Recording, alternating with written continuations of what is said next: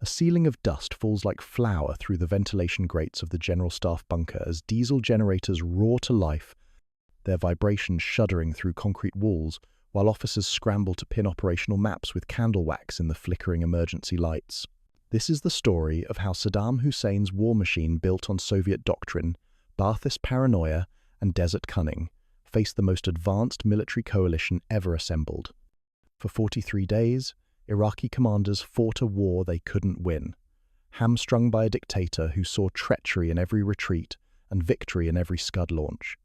Their perspective reveals not just military failure, but the grinding reality of modern combat, where communications matter more than courage, and where thermal sights render bravery obsolete.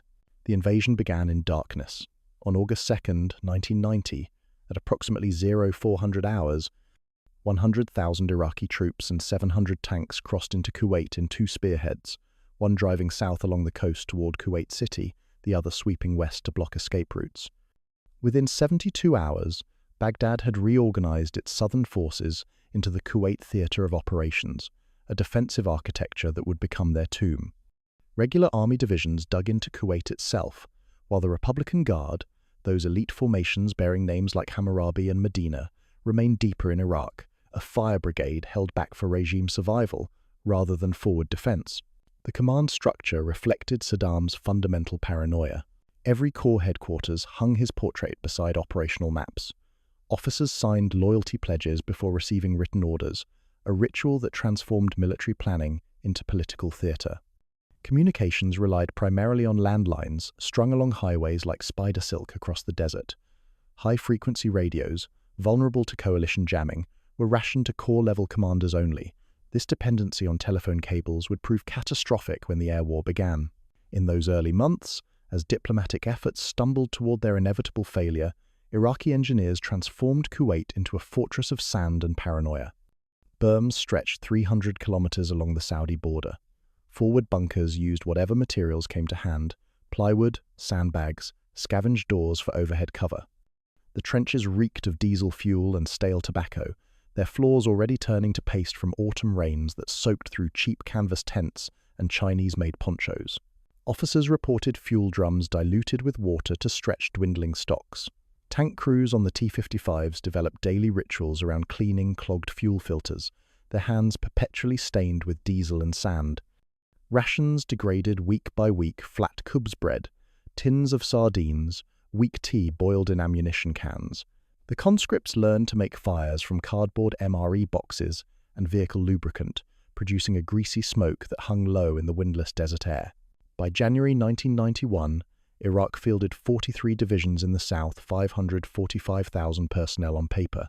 Intelligence assessments suggested only 60 to 70% were combat-ready. Many divisions included the so-called ear and stomach battalions, soldiers with hearing problems or abdominal wounds from the Iran War, men who should have been invalided out but were pressed into service anyway.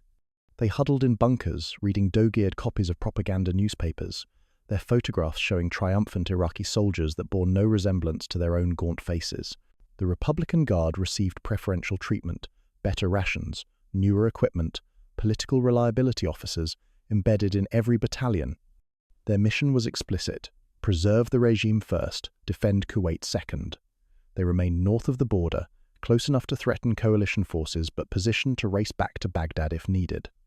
A Medina division captain later claimed his unit camouflaged a T-72 as a sand dune, painting it ochre and draping it with netting, only to watch laser-guided bombs stitch it with 5 perfect craters during a daylight raid. January 17th, 1991, 0238 Baghdad time. The first cruise missiles struck command bunkers in the capital. In the General Staff facility, that dust began falling like flour as anti-radiation missiles forced air defense radars to shutter. Within 12 hours, over 1,000 coalition sorties had severed the telephone trunks to the Kuwait Theatre of Operations. Couriers in pickup trucks now carried orders across gaps of 120 to 300 kilometers of open desert, navigating by stars and dead reckoning, while 15S prowled overhead with thermal pods that could spot a cigarette glow from 20,000 feet. Field commanders complained that approval for tactical movements could take 8 to 12 hours by courier. Saddam's standing order, no retreat without permission, hung over every decision like a suspended sentence. Court-martial threats circulated through encrypted radio bursts that everyone knew the Americans were probably intercepting anyway. Imagine commanding a brigade in that chaos. Your phone lines cut, your radios jammed, your orders arriving on sweat-stained paper carried by teenagers who might have been ambushed 3 times on the journey. Every decision becomes a gamble between following outdated directives or adapting to survive, knowing that either choice could mean execution if the regime survives. If you're finding value in this inside look at the Iraqi perspective of Desert Storm, please hit that like button and subscribe for more untold military history. Comment below with where you're watching from and what time it is there. I love seeing our global community come together over these stories. As night fell on that first day of the air campaign, Iraqi radar operators described ghosting screens as American jamming aircraft bloomed across their displays. Surface-to-air missile batteries fired optically now, wasting precious missiles at afterburner flares that tumbled through the darkness like falling stars. And in bunkers from Basra to Baghdad, officers stared at maps they couldn't update and radios that transmitted only static, waiting for orders that might never come. The question hanging in the diesel-thick air: how do you fight a war when you can't communicate, can't see, and can't retreat? An intelligence major splices a severed telephone line into a hotel switchboard at 0200 hours, listening to the satisfying click of connection, only to have a precision bomb sever it again 40 minutes later, the coalition's timing so precise it might as well be personal. The air campaign that began on January 17th transformed modern warfare into something medieval commanders would recognize. Isolated garrisons, couriers racing between strongpoints, messages arriving hours after the battles they described had ended. Iraqi forces didn't just lose air superiority, they lost the ability to think as an army. Each division became an island, each battalion a lone survivor clinging to outdated maps while the enemy rewrote geography around them. Saddam's response to the air onslaught revealed both his strategic cunning and fatal miscalculation. Beginning January 18th, Iraq launched its modified Scud missiles, the Al Hussein variant, toward Israeli cities. Over 6 weeks, 80 to 93 missiles would arc across the night sky, 39 targeting Israel, in a desperate gambit to drag the Jewish state into the war and shatter the Arab Western coalition. Each mobile transporter erector launcher needed 2 to 3 hours to reload, making them prime targets for coalition aircraft hunting in the Western Desert. Iraqi engineers responded with decoys, painted logs mounted on flatbeds that absorbed countless air sorties, while the real launchers hid in culverts and beneath highway overpasses. The strategic messaging department in Baghdad filmed these launches at night, technicians splicing thunder sounds over grainy footage to amplify psychological impact.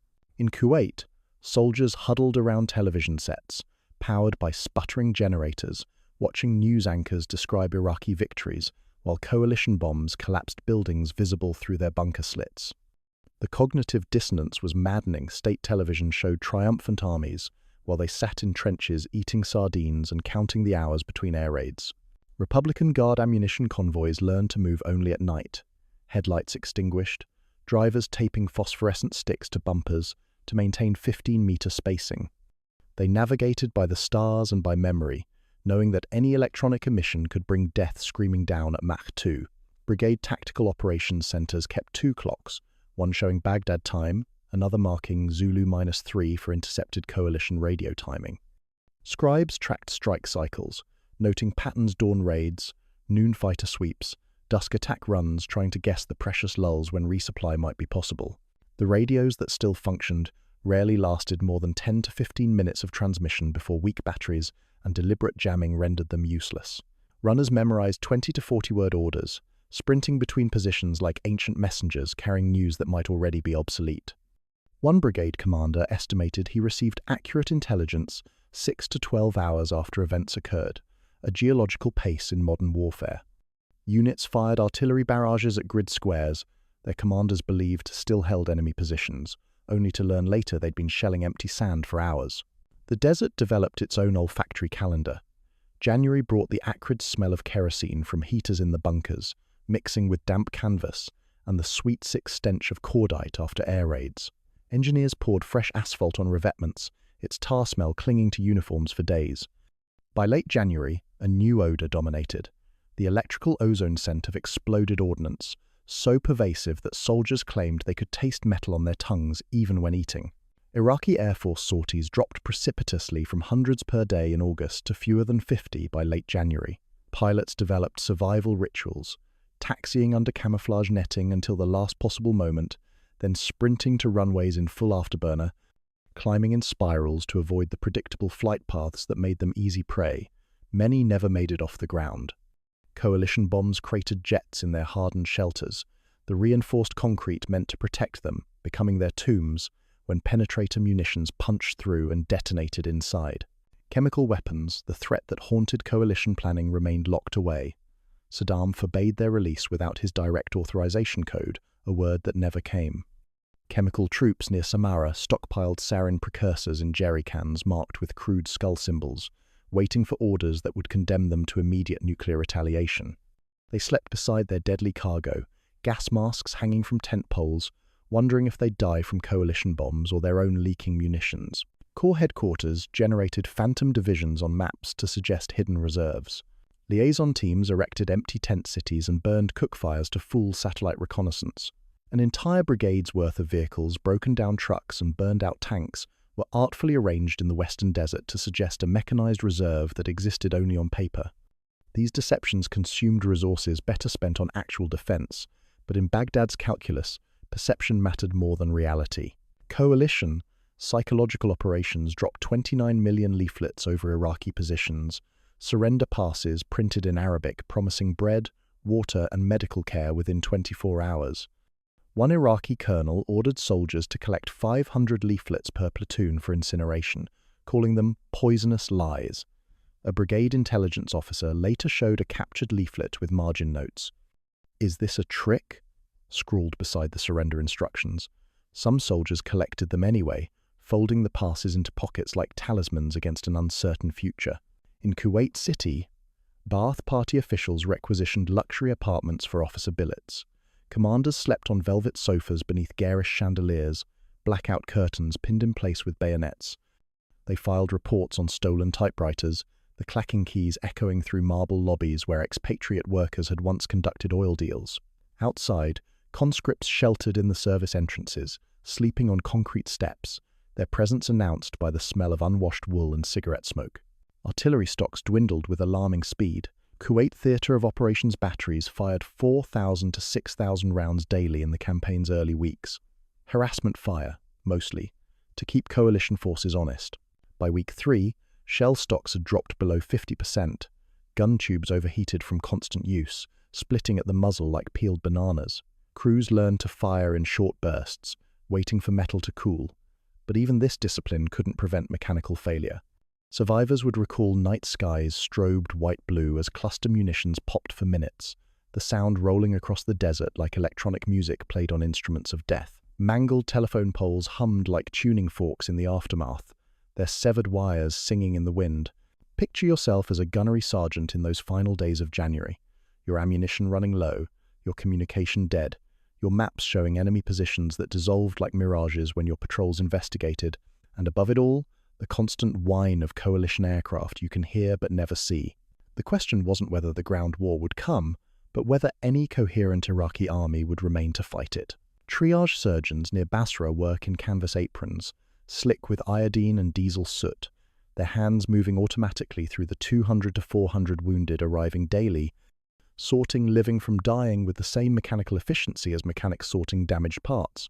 The naval war came as a surprise to everyone except the Iraqi mine-laying crews who'd spent months seeding the northern Persian Gulf with death.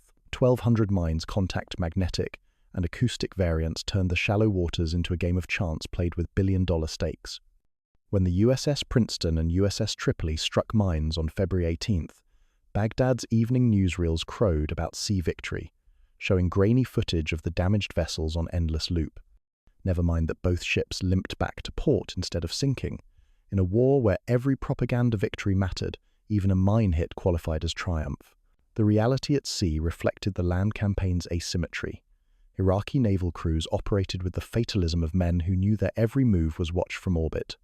Fast attack craft remained hidden in harbors, their engines cold, while coalition warships lobbed 16-inch shells over the horizon with impunity. Sailors spoke in whispers of American submarines lurking in the deep water channels, silent predators that could end them without warning. Some crews welded extra steel plates to their vessels' hulls, improvised armor that added weight without protection, like wearing a heavy coat against bullets. Southern Front Logistics reported catastrophic losses, 30 to 40% of truck convoys destroyed by air ambushes by mid-February. Supply sergeants developed superstitions to ward off death from above. Drivers strung spare tires on their roofs like iron talismans, believing the rubber might confuse thermal sensors or absorb shrapnel.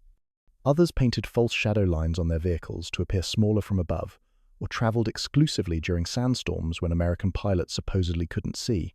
These rituals provided psychological comfort even as the mathematics of attrition ground relentlessly on. Field hospitals transformed from medical facilities into medieval charnel houses. Near Basra, doctors operated by generator light that surged and dimmed with each bomb strike, their shadows dancing grotesquely across tent walls. Morphine ran out in the first 2 weeks. Surgeons learned to amputate with minimal anesthetic, their patients biting on leather straps while orderlies held them down. The smell became unbearable: gangrene, antiseptic, diesel fumes from generators, all mixing with the coppery scent of mass hemorrhage. Medical officers stopped keeping accurate casualty counts after the ledgers filled and no replacement books arrived. Saddam Hussein, operating from his bunker network in Baghdad, remained convinced the coalition would launch its main thrust up Wadi al-Batin, a dry riverbed forming a natural corridor from Saudi Arabia toward Basra. Intelligence reports, filtered through layers of fearful subordinates, reinforced this belief. He concentrated 5 to 6 divisions in the east, creating a defensive bulwark where he expected American armor to appear. The Western Desert, that vast expanse of nothing stretching toward Jordan, received only thin screening elements, a few reconnaissance battalions, some border guard units, conscripts whose primary mission was to report enemy movements before dying. This fixation on the expected rather than the possible would prove fatal. Iraqi commanders, bound by orders they dared not question, positioned their forces for the battle Saddam imagined rather than the one the coalition planned. Staff officers who suggested reinforcing the western sectors found their concerns dismissed, or worse, interpreted as defeatist thinking. One brigadier reportedly asked for permission to reposition a tank battalion westward and received a 2-hour lecture on maintaining proper revolutionary spirit instead of authorization to move. Culture officers distributed cassette sermons framing steadfastness as jihad, attempting to clothe military necessity and religious obligation. Soldiers pinned Quranic verses in plastic sleeves inside their tunics, Ayat al-Kursi mostly, the throne verse promising divine protection. Some believed the verses would stop bullets. Others simply found comfort in carrying words their mothers had taught them, a fragment of home in a landscape that had become wholly alien. Company political officers monitored these displays of faith suspiciously, unsure whether religious devotion strengthened loyalty to Saddam or created competing allegiances to something higher. The conscripts developed their own theology of survival. They noted which bunkers took direct hits and which merely collapsed from near misses. They observed that soldiers who wore 2 helmets instead of 1 still died just as easily. They learned that American cluster bombs didn't care about rank or party affiliation.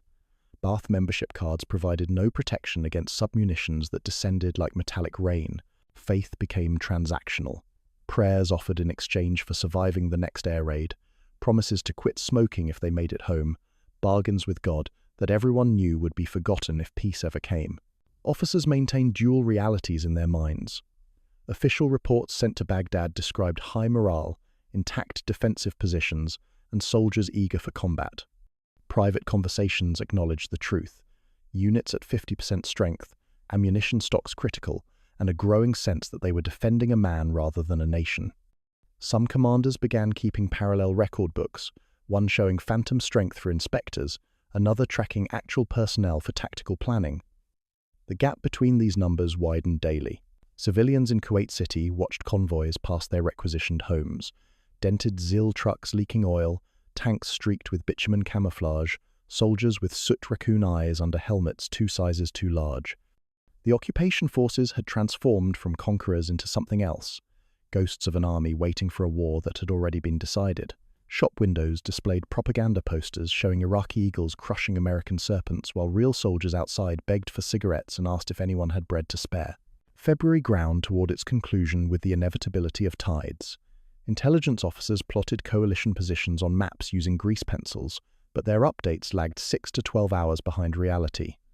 Units fired on grid squares already abandoned by retreating reconnaissance elements. Ammunition expenditure reports went unread because there was no ammunition to allocate anyway.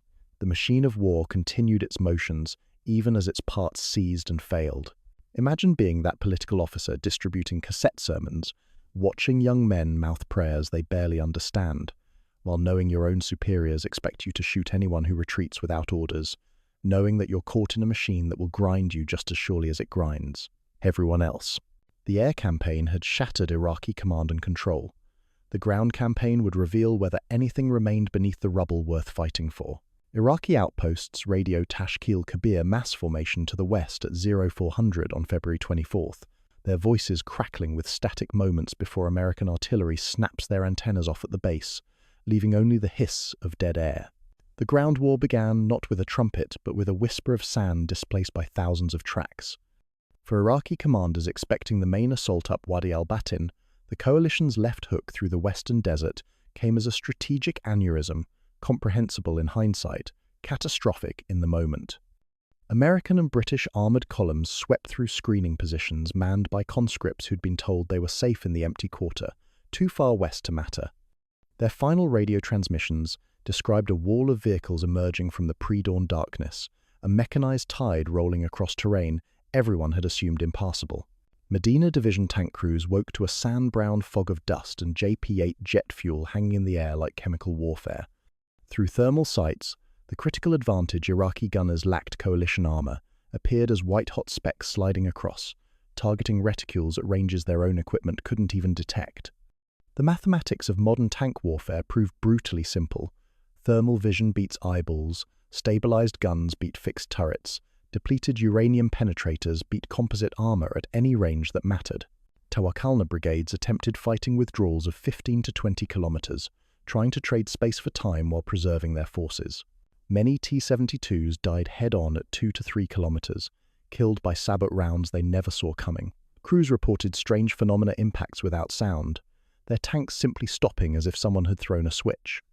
The reality was penetrators moving faster than sound, punching through frontal armor and turning fighting compartments into pressure cookers of superheated metal and burning propellant. Corps staff officers plotted kill boxes with grease pencil on acetate overlays, creating neat geometric patterns that bore no relationship to the chaos outside. Their updates lagged 6 to 12 hours behind battlefield reality. Units received fire missions for grid squares already overrun, artillery barrages landing on empty desert, while coalition forces maneuvered freely 40 kilometers away. The fog of war had become a total whiteout not from lack of information, but from information arriving too late to matter. Republican Guard counterattack orders stalled in the approval process, waiting for Baghdad authorization that never came. Staff officers in camouflage command posts composed response plans while liaison jeeps carrying those plans vanished on roads cratered by cluster munitions. 2 brigades never launched their counteroffensives, their officers paralyzed between standing orders to attack and the visible reality of burning T-72s, littering their intended approach routes. One commander later claimed his maps showed coalition positions from yesterday morning useful for history, fatal for tactics. In Baghdad, Saddam Hussein reportedly slammed his fist on the situation map, shouting, "Hit him here," while pointing at a sector already overrun 6 hours earlier. Aides scrambled to confirm whether the pointer indicated friend or enemy positions, settling on vague acknowledgements that avoided contradiction. The Supreme Commander's isolation from battlefield reality had become complete. His orders ricocheted through a broken command structure like bullets in an empty room, loud, destructive, hitting nothing of value. Highway 80 transformed into a river of headlights flowing north as units abandoned positions without orders. Kuwait Theatre of Operations transmitted, "Maintain order," but soldiers discarded radios to avoid being fixed by direction-finding equipment. Better to navigate by the burning oil wells than become another grid coordinate for coalition strike aircraft. The retreat began as a trickle individual vehicles, then platoons, finally entire companies streaming toward Basra with whatever fuel remained in their tanks. February 26th through 27th marked the oil field apocalypse. Iraqi demolition teams set fire to over 600 Kuwaiti wells, creating artificial night at noon. Command vans drove through orange dusk with headlights blazing, windshields streaked with black residue that no amount of washer fluid could clear. The oil fires weren't just environmental terrorism, they were tactical concealment, creating smoke screens visible from space that coalition thermal sights penetrated as easily as morning mist. Troops described rain of black oil snow that flecked eyelashes and clogged in eyebrows. Air filters seized after hours of operation, engines coughing black smoke that merged seamlessly with the burning horizon. Lungs burned with every breath. Officers tied kaffirs soaked in water over their mouths, but the cloth dried within minutes, leaving only the chemical taste of crude petroleum on tongues and teeth. Some soldiers claimed they could taste gasoline in their food rations. Though no contamination was ever proven, the smell had simply become so pervasive it infiltrated every sense. Baghdad television broadcast upbeat montages of Iraqi artillery firing, tanks advancing, soldiers saluting with parade ground precision. Field units watched these productions on Chinese transistor radios, listening to victory claims while coalition artillery walked closer with each transmission. Generators surged and flickered, making the propaganda broadcast stutter like fever dreams. Political officers distributed transistor batteries to ensure troops heard the good news of their imminent triumph, even as those same troops calculated range and bearing to the nearest border crossing. The coalition ground war ran approximately 100 hours from February 24th through 28th. Kuwait Theatre of Operations staff assessed their front had collapsed within 48. Some sectors lost 50 to 70% of vehicles not destroyed, but abandoned intact when fuel ran out or crews simply walked away. Tank parks that should have held hundreds of armoured vehicles contained dozens, scattered across the desert like children's toys forgotten after playtime ended. Maintenance crews found tanks with engines still warm, personal effects still inside, cigarette butts still smouldering in ashtrays. Republican Guard units claimed kills against American armor, circulating stories of destroyed M1 Abrams tanks to maintain morale. Captured crews later admitted they'd only engaged decoys or unarmored support vehicles. The actual battle tanks remained frustratingly invulnerable. Morale didn't just decline, it evaporated like morning dew under the furnace sun of burning oil fields. Unit cohesion depended on shared belief in victory, and that belief had died somewhere between the thermal sight advantage and the realization that courage couldn't defeat technology. Imagine that moment of recognition peering through antiquated optics at an enemy you can hear but cannot see, knowing your next move determines whether you burn alive in a metal coffin or spend years in a prisoner cage, and knowing that either choice ends with your name in a casualty report filed by men who will never read it. The question that haunted every position: when does retreat become wisdom, and when does wisdom become treason? A signalman receives the final transmission from a cut-off battalion requesting emergency resupply, not ammunition, not medical supplies, but shoes their boots having melted at the soles near the inferno of burning wells, leaving soldiers hobbling barefoot across scorching sand. The collapse came not as a dramatic military defeat, but as 1,000 small surrenders compounding into catastrophe. Prisoner of war cages swelled to 60,000, then 80,000 Iraqi soldiers, men who'd abandoned functioning equipment and walked toward coalition lines, clutching pay ledgers and unit stamps, the bureaucratic debris of a disintegrating army. Commanders noted with bitter irony that many surrendered in full kit, weapons clean and loaded, having concluded that survival required cooperation rather than resistance. They'd fought calculations, not courage, and the mathematics said live rather than die for a battle already lost. Estimates of Iraqi killed in action ranged between 20,000 and 35,000, though Baghdad records remained classified and probably would forever. Officers who survived whispered "Kathir Jiddan," very many when asked about casualties, then went silent with the particular quiet of men who'd watched friends disappear into statistical anonymity.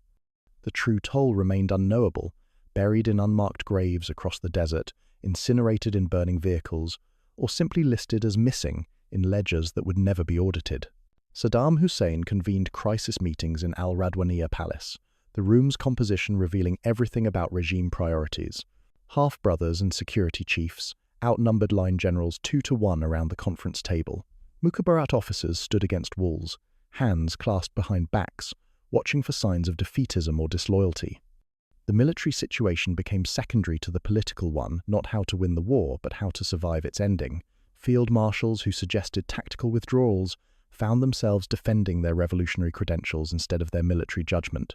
Near Basra bridges, special security squads established checkpoints with explicit orders. Night echoed with single shots, and the wet slap of bodies hitting canal water deserters executed as examples, their corpses left floating as warnings to others contemplating retreat. Officers positioned these killing zones strategically, creating choke points where soldiers had to choose between probable death from coalition forces or certain death from their own.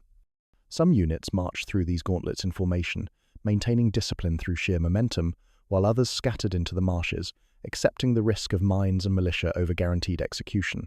Commanders burned codebooks with gasoline in 200-litre drums, the flames casting dancing shadows against bunker walls while ash floated like grey fish scales through ventilation grates. These pyres destroyed more than encryption keys.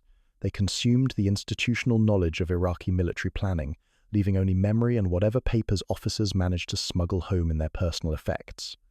Staff officers photographed critical maps before burning them, hiding film canisters in false-bottomed ammunition crates or buried beneath latrines, preserving evidence of competence amid accusations of cowardice.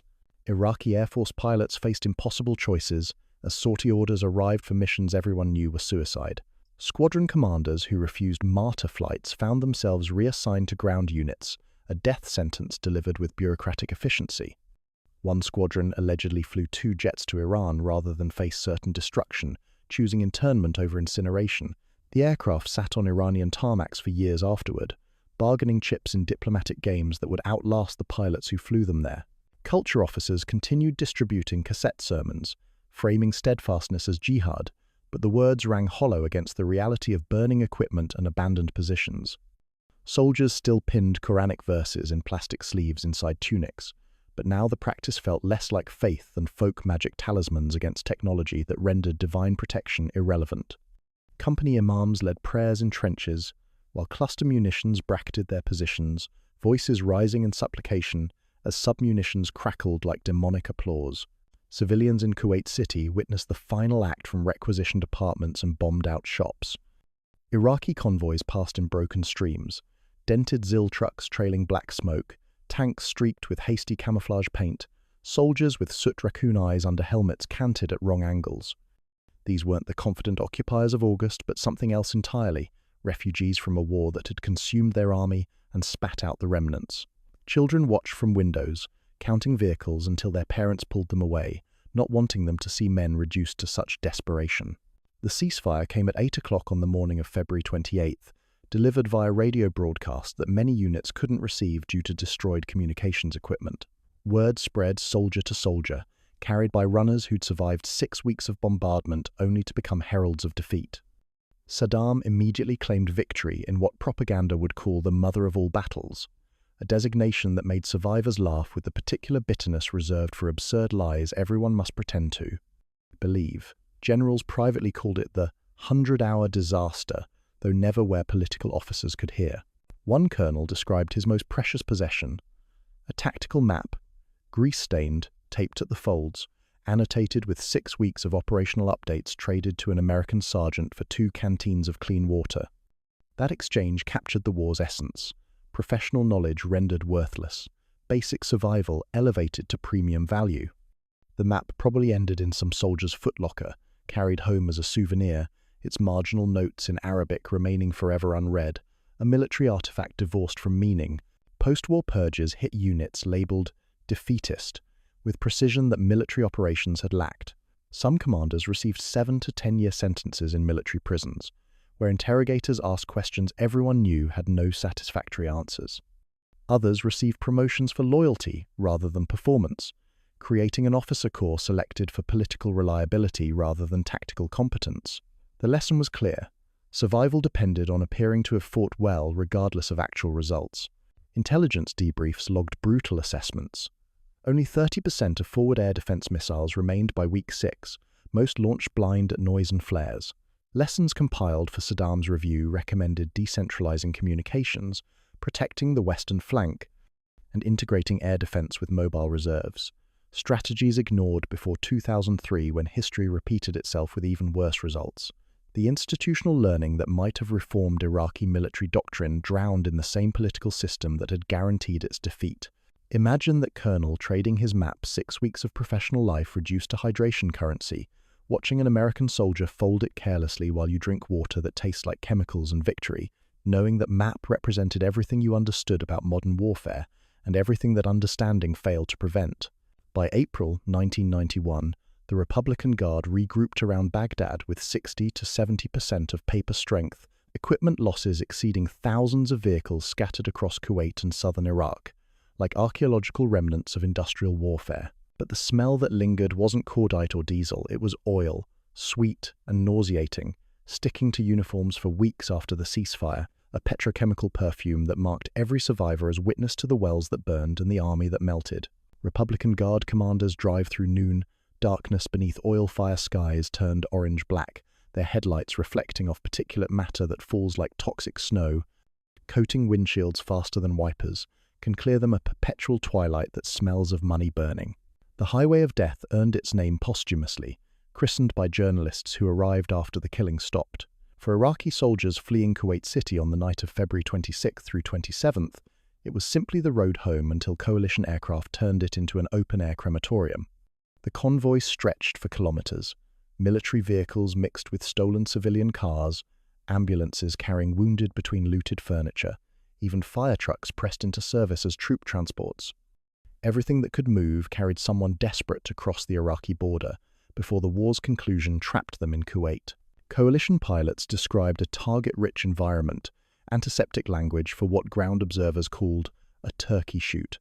Aircraft stacked at different altitudes took turns making attack runs, each pilot noting targets of opportunity in the vast column below. First came the lead vehicles and trail vehicles, boxing the convoy. Then, systematic destruction proceeded methodically, not random bombing but deliberate execution of trapped soldiers.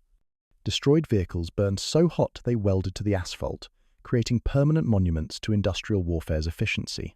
The smell became legendary among those who later secured the highway. Burned rubber, melted plastic, and human remains combined into an odor that penetrated gas masks and clung to clothing for weeks. Oil fires added their petrochemical perfume to the mixture, creating an atmospheric soup that made breathing feel like inhaling heated plastic wrap. Survivors who walked away from destroyed vehicles described seeing their own shadows cast in strange directions by multiple fires, feeling disoriented in a landscape where up and down lost meaning under the smoke-shrouded sky. Back in Baghdad, the regime's survival instincts engaged with reptilian efficiency. Saddam's inner circle, mostly relatives and security apparatus chiefs, focused on domestic control rather than military salvage. The Republican Guard divisions that survived became regime protection forces first, national defense assets second. Units bloodied in Kuwait received preferential treatment during reorganization, not for their combat effectiveness but for their demonstrated loyalty under pressure. They'd retreated on orders, however chaotic those orders became, rather than surrendering en masse like regular army formations. Intelligence services compiled lists with bureaucratic thoroughness. Officers who'd shown initiative during the retreat faced investigation. Had they withdrawn to save their men or to preserve themselves? Field commanders who'd surrendered intact units warranted particular scrutiny, collaboration, or pragmatism. The questions mattered less than the asking, creating an atmosphere where survival required explaining success as much as failure. Better to have fought stupidly and lost than to have survived intelligently and succeeded. The debriefing process revealed institutional rot as much as tactical failure. Communication failures, air supremacy, and political micromanagement, three blades of a scissor that cut the Kuwait theatre of operations into pieces within days. Staff officers who'd watched the disaster unfold from bunkers now documented it in reports that would never reach Saddam unfiltered. Each layer of bureaucracy softened criticism, transformed defeat into strategic withdrawal, turned catastrophe into acceptable losses given enemy advantages. Equipment quality issues dominated post-action reviews that actually discussed military matters. Tank crews reported fuel contamination rates exceeding 50% in some units, diesel cut with water or kerosene to stretch supplies, destroying engines faster than combat. Ammunition stocks included shells manufactured in the 1960s, their propellant degraded to the point where some rounds travelled half their rated distance. One artillery officer claimed testing a batch of shells found only 3 of 10 reached designated range, the rest falling short in patterns that would have killed friendly troops had anyone been stupid enough to advance behind the barrage. Radio equipment failures exceeded even pessimistic estimates. Units reported that 30% of their communications gear was non-functional before the air campaign began, victims of poor maintenance and pilfered parts sold on black markets. The jamming and destruction of the remaining 70% simply completed what neglect had started. An entire brigade allegedly operated for 4 days without any electronic communication, relying entirely on motorcycle couriers who memorized color-coded map coordinates to avoid carrying written orders that might be captured.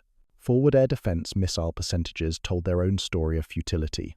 Only 30% remained by week 6, most expended in blind launches at radar contacts that might have been aircraft, might have been chaff, might have been electronic ghosts conjured by American jamming. Operators described firing at probability zones rather than actual targets, hoping mathematical chance might produce kills that aimed fire could not. The few successful engagements, an A-10 here, a tornado there, became propaganda victories broadcast endlessly while thousands of sorties struck unopposed. The lessons compiled for Saddam's review read like a military textbook written in bureaucratic blood. Decentralized communications to prevent single-point failures ignored in favor of centralized control that prevented unauthorized decisions. Protect the western flank against envelopment dismissed because it implied the enemy might be smarter than Iraqi planning assumed. Integrate air defense with mobile reserves to create mutually supporting systems rejected because cooperation between services threatened institutional power structures. These recommendations gathered dust in filing cabinets, while the same officers who failed in 1991 prepared for 2003 using the same doctrines, the same assumptions, the same political constraints that guaranteed the same results. The institutional learning curve remained flat because learning required admitting mistakes, and mistakes suggested disloyalty to the Supreme Commander's genius. By April, the Republican Guard had regrouped around Baghdad with approximately 60 to 70% of paper strength, though paper strength measured personnel rather than capability. Equipment losses exceeded thousands of vehicles.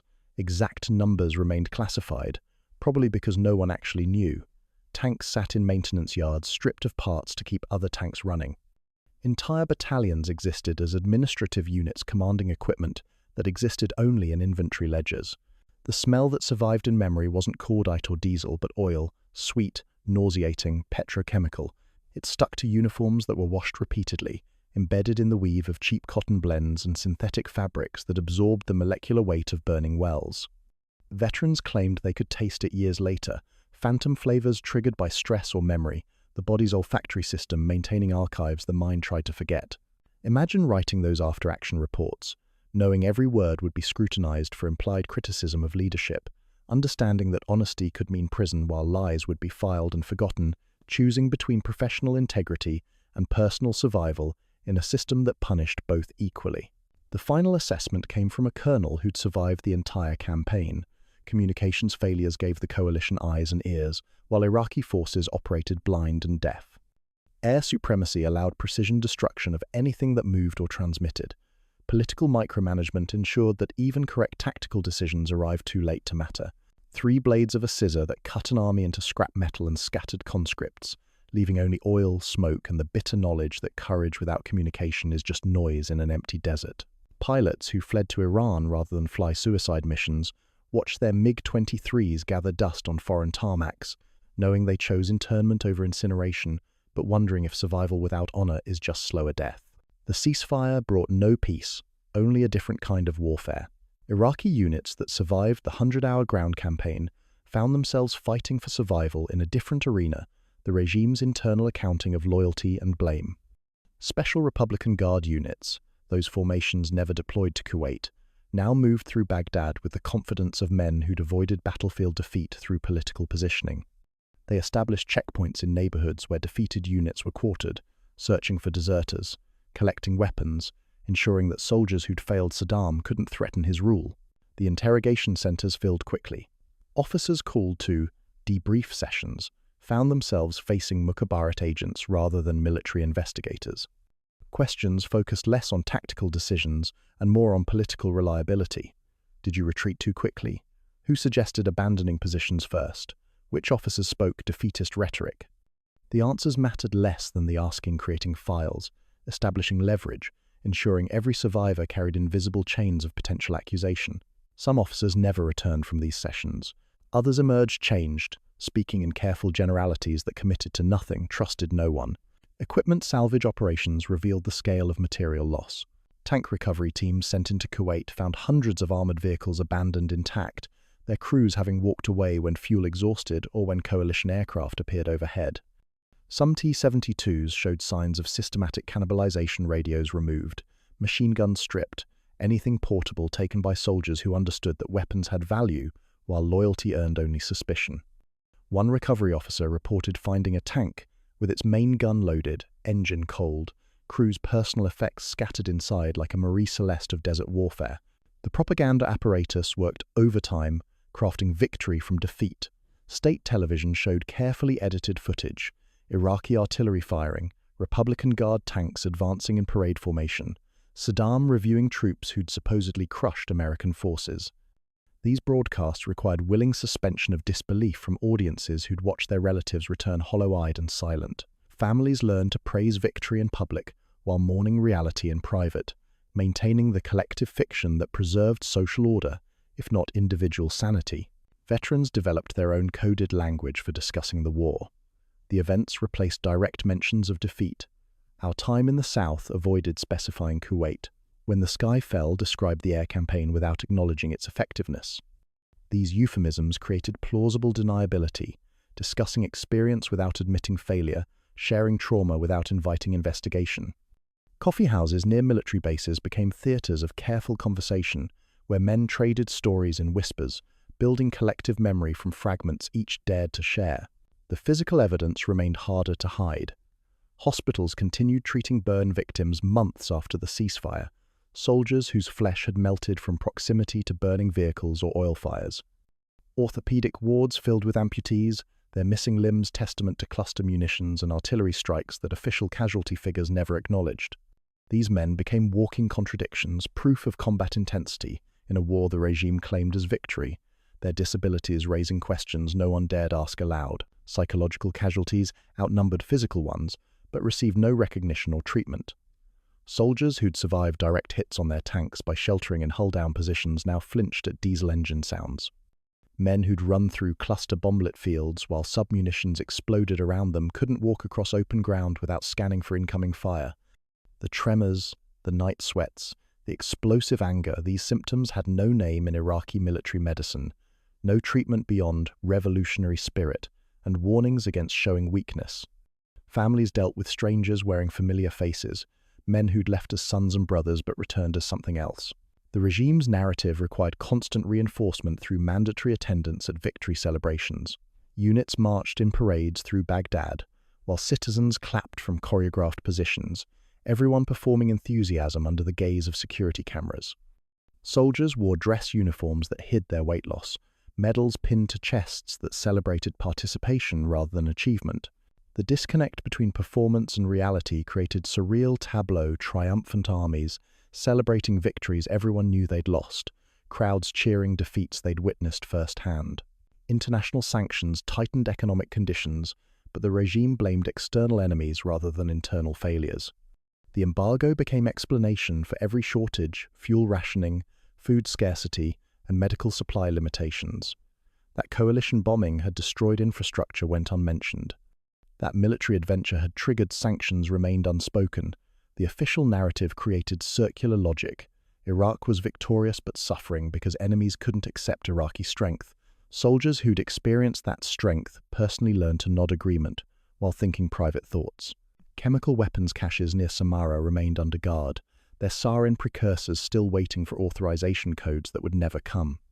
The troops assigned to chemical units lived with particular anxiety they'd prepared for missions that didn't happen, stored weapons that weren't used, trained for scenarios that remained theoretical.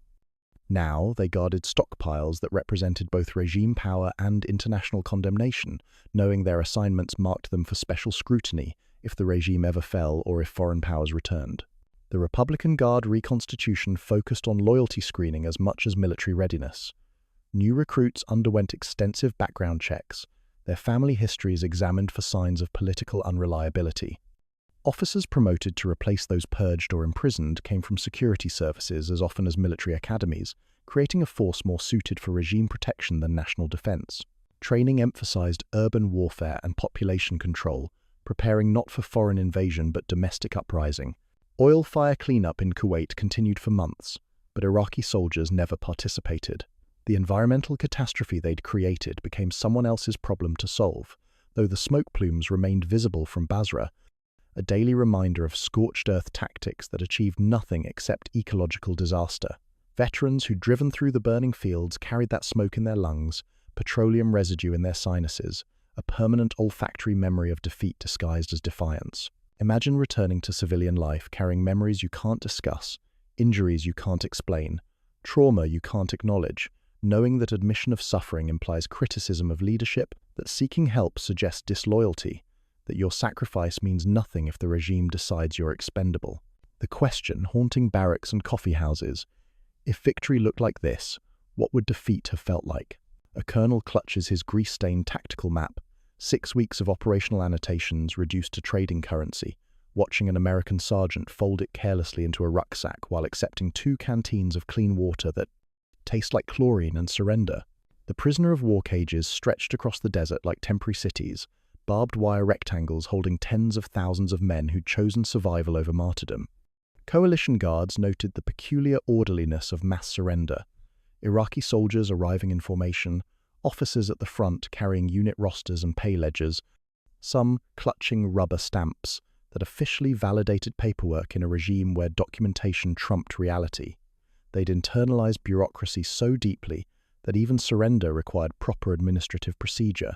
American psychological operations teams discovered unexpected challenges. Iraqi prisoners asked for permission to perform basic functions: eating, sleeping, using latrines, waiting for authorization that coalition doctrine never anticipated providing. Years of micromanagement had created soldiers incapable of independent decision-making, men who'd survived by seeking approval for every action. Debathification didn't require re-education so much as permission to think without fear of punishment for thinking wrong. The cages themselves became laboratories for studying military culture under stress. Units that surrendered together maintained hierarchical structures, officers distributing Red Cross rations with the same precision they'd once allocated ammunition. Political officers, those who admitted their roles, found themselves isolated in separate compounds for their own protection. Other prisoners created informal Sharia courts to settle disputes, replacing Ba'ath Party discipline with religious law the regime had suppressed. These impromptu judicial systems punished theft, mediated conflicts, even conducted marriages between prisoners who'd met in captivity and decided shared misery was better than solitary survival. Intelligence officers conducting debriefs discovered the depth of Iraqi military dysfunction. Tank crews admitted they'd never fired main guns at ranges exceeding 2 kilometers in training due to ammunition shortages. Infantry platoon leaders confessed they'd received less than 40 hours of tactical instruction before deployment. Maintenance sergeants described cannibalizing 3 vehicles to keep one operational, creating ghost equipment that existed in reports but nowhere else. The professional military force Iraq presented to the world was revealed as a hollow structure held together by fear rather than competence. Some prisoners brought unexpected items through the surrender process: photographs of families they'd never mentioned to unit political officers, Qurans with annotations showing interpretations that contradicted regime theology, letters to wives and children written but never sent, saved against a future when mail service might resume. These personal artifacts revealed lives lived in parallel official existence as regime soldiers, private survival as men trying to preserve humanity under totalitarian surveillance. The repatriation process created new anxieties. Iraqi prisoners watched television coverage of Baghdad celebrations, seeing Saddam claim victory while sitting in cages that proved otherwise. They understood returning home meant navigating a maze of political narratives where truth was treasonous and lies were patriotic. Coalition interrogators noted increasing reluctance to be released, as repatriation dates approached men, preferring imprisonment among honest enemies to freedom among liars who might execute them for failing to maintain collect delusions. Economic collapse amplified social dislocation. The Kuwaiti dinar notes Iraqi soldiers had been paid with became worthless overnight. Months of occupation salary vanished, leaving families without savings or support. Veterans returned to find their civilian jobs filled by men who'd avoided military service through connections or bribes. The regime prioritized loyalty over competence in every sector, creating an economy where political reliability determined employment more than skill or experience. Medical infrastructure struggled with the human aftermath. Burn units designed for industrial accidents now treated hundreds of thermal injuries from exploding ammunition and burning vehicles. Prosthetic workshops manufactured crude wooden limbs because international sanctions restricted medical supplies. Rehabilitation therapy consisted of physical exercise and revolutionary slogans, creating disabled veterans who could march in propaganda parades but not function in civilian employment. The demographic impact emerged slowly. Casualty figures ranged from 20,000 to 35,000 killed, but missing persons lists grew exponentially. Families initiated private searches when official channels provided no answers. Bedouin smugglers offered to search mass graves for fees that consumed life savings. Some bodies were identified by dental records or jewelry. Most remained statistical ghosts, men who'd left for war and simply never returned, their fates known only to God and perhaps coalition targeting officers who'd never learned their victims' names. Children born during the occupation grew up in households marked by absence and silence. Fathers killed or permanently disabled created single-parent families in a culture unprepared for that reality. Trauma passed generationally, as parents who couldn't discuss their experiences raised children in emotional vacuums filled with unspoken pain. Schools celebrated military victory while students watched their fathers wake screaming from nightmares about defeats that officially never happened. The institutional lessons compiled for Saddam's review, decentralize communications, protect flanks, integrate systems went unimplemented. The same officers who failed in 91 prepared for 2003 using identical doctrines, proving that institutional memory without institutional learning creates perfect conditions for repeating catastrophic failure. Political considerations always trumped military necessity, ensuring future defeats would mirror past disasters with predictable precision. Final staff estimates crystallized around 3 critical failures: communications breakdown that blinded commanders to battlefield reality, air supremacy that allowed precision destruction with impunity, and political micromanagement that prevented tactical adaptation. These failures weren't isolated incidents, but systemic features of a regime that valued control over effectiveness, appearance over reality, loyalty over competence. The smell that lingered oil, sweet and nauseating, became generational memory. Children born after the war recognized it on their father's old uniforms stored in closets, a petrochemical ghost that survived washing and time. Veterans claimed phantom tastes triggered by stress, their olfactory systems maintaining archives the conscious mind tried to forget. The burning wells had physically ended in months, but metaphorically they never stopped smoke from Saddam's ambitions, continued choking the nation for decades. Imagine explaining that defeat to your children someday, how you fought courageously for a leader who valued your death more than your life, how technology rendered bravery obsolete, how survival required navigating lies everyone agreed to pretend were true. The question that haunted every survivor, whispered in coffee houses and barracks, acknowledged in silence and shared glances: when the regime finally falls, not if, but when will history remember them as victims or accomplices, soldiers or criminals, men who fought or men who failed to refuse? The answer lay buried in sand and memory, waiting like unexploded ordnance for time and truth to excavate what power and propaganda had concealed.